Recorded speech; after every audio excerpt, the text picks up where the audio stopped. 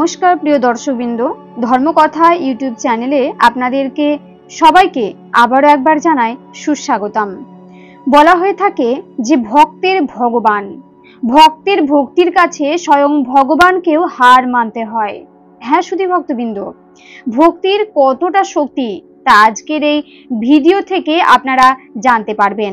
ভক্তির কাছে স্বয়ং যমরাজকেও হার মানতে হয়েছে।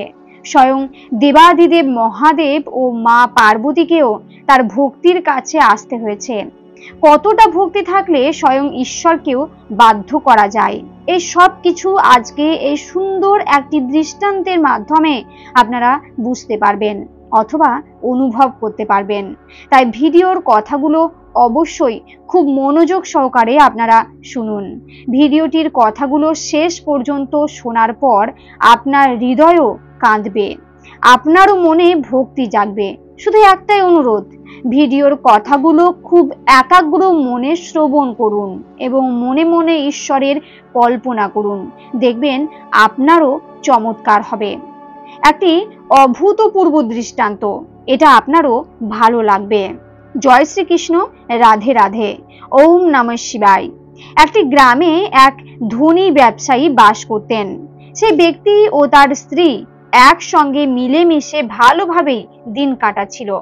যেহেতু ওই ব্যক্তি একজন ধনী ব্যবসায়ী ছিলেন, তাই তাদের টাকা পয়সার কোনো অভাবই ছিল না, কিন্তু তাদের মনে কোনো সুখ ছিল না, কারণ তাদের কোনো সন্তান ছিল না। অনেক চেষ্টা করেও, অনেক ডাক্তার কবিরাজ দেখিয়েও ওনারা সন্তান লাভ করতে পারেননি। তাই এই নিয়ে ওই দম্পতির মনের মধ্যে সব সময় কষ্ট অনুভব করতেন। এরই মধ্যে সেই গ্রামে এক সাধু বাবার আগমন ঘটে। সেই সাধু বাবা গ্রামের প্রত্যেকটি বাড়ি ঘুরে ঘুরে ভিক্ষা করছেন।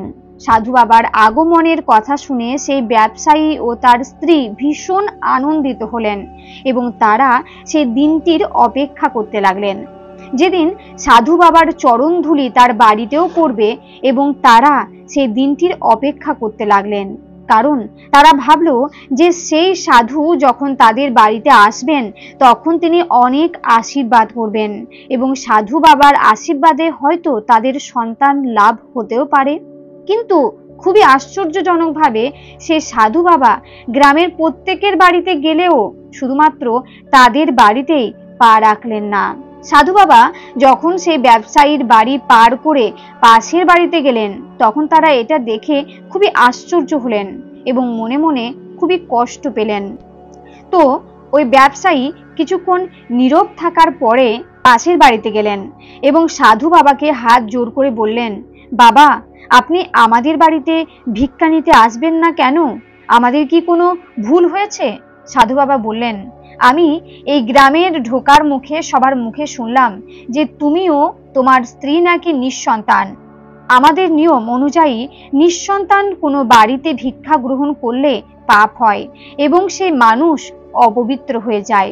সাধু বাবার মুখে এই কথা শুনে সে ব্যবসায়ীর মনে মনে অনেক কষ্ট হলো এবং তিনি সাধু বাবাকে আবারও হাত জোর করে বললেন, বাবা সন্তান লাভের কি কোনো উপায় নেই?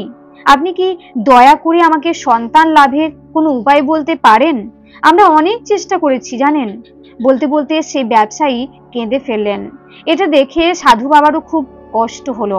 তারপর একটু নীরবতার পর সাধু বাবা বললেন, সন্তান লাভের জন্য তোমাকে একটি বনে গিয়ে মা চণ্ডীর জন্য তপস্যা করতে হবে, তবেই তোমার স্ত্রীর গর্ভ পূর্ণ হবে। সন্তানের লাভের এই কথা শুনে সেই ব্যবসায়ী খুবই আনন্দিত হলেন এবং সাধু বাবাকে প্রণাম করে নিজের বাড়িতে ফিরে গেলেন এবং বাড়িতে ফিরে নিজের স্ত্রীকে সমস্ত কথা খুলে বললেন। এরপর স্ত্রীকে বিদায় দিয়ে বিদায় জানিয়ে সেই ব্যবসায়ী বনে চলে গেলেন তপস্যা করার জন্য। সাধু বাবার বলে দেওয়া নিয়ম মেনে মা চণ্ডী তপস্যা করতে লাগলেন এবং এইভাবে বনে এক টানা 16 দিন ভক্তি ভরে এক মনে মা চণ্ডী তপস্যা করলেন। 16 দিন পর মা চণ্ডী খুশি হয়ে ওনার সামনে অর্থাৎ ওই ব্যবসায়ীর সামনে আবির্ভূত হলেন এবং বললেন, বৎস আমি তোমার তপস্যায় খুব খুশি হয়েছি এবং খুশি হয়ে আমি তোমাকে পুত্র প্রাপ্তির জন্য আশীর্বাদ করলাম, কিন্তু সেই পুত্র সন্তান মাত্র 16 বছর পর্যন্ত বাঁচবে। তো তো ভবতারিণী মায়ের কাছে এটা শোনার পর সে ব্যবসায়ী কাঁদো কাঁদো হয়ে হাত জোর করে বললেন, মা, এর থেকে কি কোনো মুক্তি পাওয়ার উপায় নেই? তখন মা ভবতারিণী বললেন, তোমরা দুজন স্বামী স্ত্রী নিষ্ঠা ভরে 32টা ব্রত পালন করো, এতেই এই অসুবিধার মুক্তি ঘটবে, তবেই তোমার ছেলের দীর্ঘ জীবন প্রাপ্তি হবে। মায়ের কাছে এমন মুক্তির উপায় জানতে পেরে ওই ব্যবসায়ী খুশি হলেন এবং মা ভবতারিণীকে অসংখ্য ধন্যবাদ ও প্রণাম জ্ঞাপন করলেন। তারপর মা চণ্ডী আবারও বললেন, তিনি বললেন, কালকে ভোরবেলায় এই জায়গায় একটি আম গাছ দেখতে পাবে, সেই আম গাছ থেকে একটি ফল পেড়ে তুমি তোমার স্ত্রীকে খাওয়াবে, সেই ফলটা খাওয়ার পর তোমার স্ত্রী গর্ভবতী হবে। এই বলে মা চণ্ডী সেখান থেকে অন্তর্নিহিত হলেন। এরপর সেই ব্যবসায়ী ভোরবেলার জন্য অপেক্ষা করতে লাগলেন, যেখানে মা চণ্ডী সেই আম গাছের কথা বলেছিলেন। তারপর মা চণ্ডীর কথা অনুযায়ী ভোরবেলায় সেখানে একটি আম গাছ আবির্ভূত হলো এবং সেই গাছে অসংখ্য পাকা আম ফলেছিল। সেখান থেকে একটি পাকা আম পেড়ে নিয়ে বাড়ি চলে গেলেন। বাড়িতে গিয়ে সমস্ত ঘটনা তার স্ত্রীকে জানালেন। এরপরে তার স্ত্রী আমটা অনেক তৃপ্তি ভরে গ্রহণ করলেন এবং কয়েকদিন পর তার স্ত্রী গর্ভবতী হলেন এবং যথাসময়ে একটি ফুটফুটে পুত্র সন্তানের জন্ম দেন। ওই দম্পতি অনেক খুশি ছিলেন, এতদিনে তাদের শখ আহ্লাদ পূরণ হয়েছে। খুবই শখ করে তারা তাদের সন্তানের নাম রাখলেন কুমার আদিত্য। তারপর সেই ব্যবসায়ী এবং তার স্ত্রী মা ভবতারিণীর কথা অনুযায়ী প্রত্যেক পূর্ণিমা তিথিতে পূর্ণ উপবাস করতেন এবং এইভাবে 15টা বছর পার হয়ে গেল এবং নিষ্ঠার সাথে ব্রত পালন করে চললেন। এইভাবে 15টা বছর কেটে গেল। ছেলে যখন 16 বছরে পা দিল, তখন সেই ব্যবসায়ী ও তার স্ত্রীর মনে ছেলেকে নিয়ে দুশ্চিন্তা হতে লাগলো।